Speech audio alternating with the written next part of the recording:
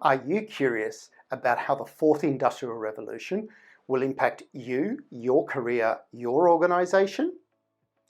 In this sixth and last part of a series of videos, you'll hear about juvenescence, how to get it on, its significance to your success as a professional, your organisation, and the important role it will play in defining successful leaders and organisations this decade.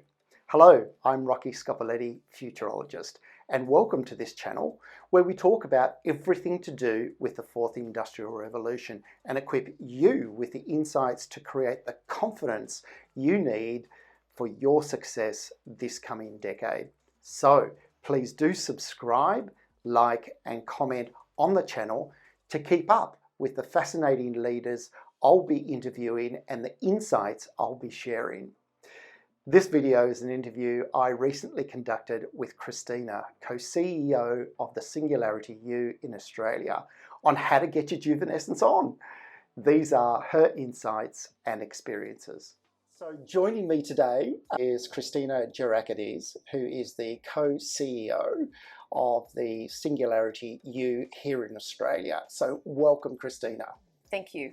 Now, I'm going to ask you a question, which is about a word that I'm deeply passionate about called juvenescence. Now, it is a great word and it's my life word. And it's my life word because it quintessentially captures the spirit of humanity in terms of our capacity to adapt and change. And it's not a new way of thinking. In fact, this is Darwinian's theory of survival, right, of the fittest. And so our capacity to adapt is not a human issue. And so what I've tried to do with juvenescence is I've tried to empower people to think of it as a leadership principle. It can also be an organisational strategy, that it's anchored around this idea that survival this coming decade is going to be principally based on your capacity to adapt to an environment and world that is changing at exponential rates. And we really saw this unfold in COVID, didn't we? We did. We kind of, I was always intrigued by looking at industries and thinking, well, you know, these three players in an industry, their business models are broadly the same. Why was it that this organisation turned on a dime when they had to push tens of thousands of workers out into the, into the suburbs or into the homes, and these guys didn't? What was different? I think that's really what makes the difference between those two organisations, is their capacity to adapt and their juvenescent approach to leadership. What would be your advice to Australian leaders in terms of how do you get your juvenescence on? So for me, it all comes through innovation and creativity. I think you've used every word that needs to be included, but it needs to be heartfelt. Yeah. It's not tokenistic. So to say that you're adaptable, you're not going to do it if you're tokenistic. To say that you're agile. So, Christina, is this why you see a lot of organisations now talking about purpose rather than in the past when they were talking about vision? Interesting question. Possibly. Because I think a vision is a group of words, but a purpose is potentially heartfelt. But your vision should also be heartfelt, you know. And you should be. I remember going in and working with an organisation. I said, "Can I have a look at your vision, values, mission statement?" And they went, "It's here somewhere." And they look at, and they couldn't even rattle it off, you know. And I've been to Zappos where it's all over the walls and it's all over people's t-shirts and things like that. So again, it comes back to walking the talk. So if you're going to say that you're adaptable, be adaptable. Have a process that shows adaptability. If you're going to be agile and you can change things, and again, a lot of this talk that we're having now instills fear in big organisations because we've got the shareholders. But we're not actually saying cut everything that you're doing and change it right away. Transition is another word. There are people in large organisations who are very process driven, who don't want to do the change fast, and that. I'm going to say something that may surprise some people. That's okay, because that keeps things flowing.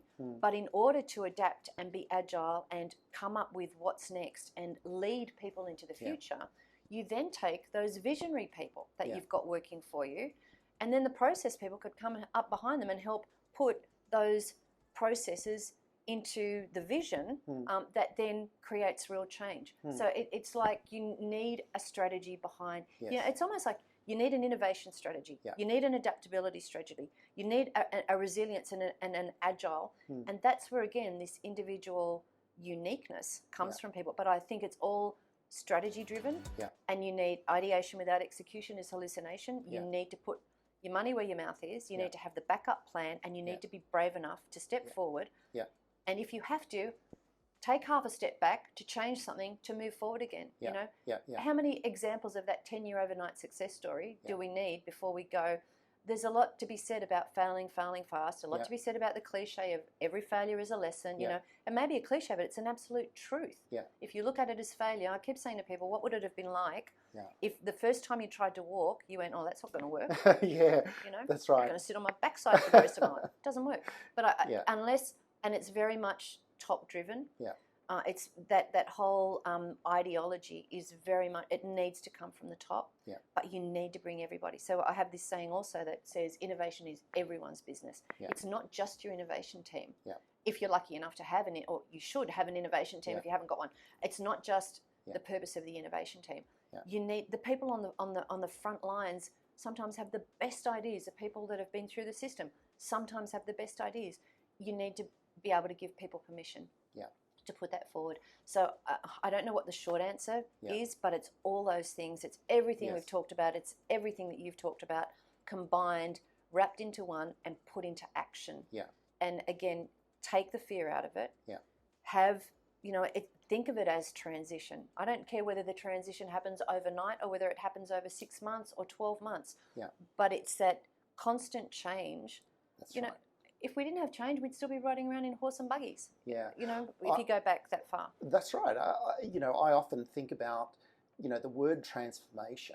There's nothing wrong with the proper definition of the word, but it's become associated with a once-off event. Often I think there's this belief that's set up that this major organisational transformation is somehow going to create success in perpetuity. It's not the case anymore. No. And, and so this notion of adaptability, I think, is going to become more prevalent this decade when we look at why some organisations in the industry appear to be performing more successfully versus others. Yeah, I think adaptability is huge.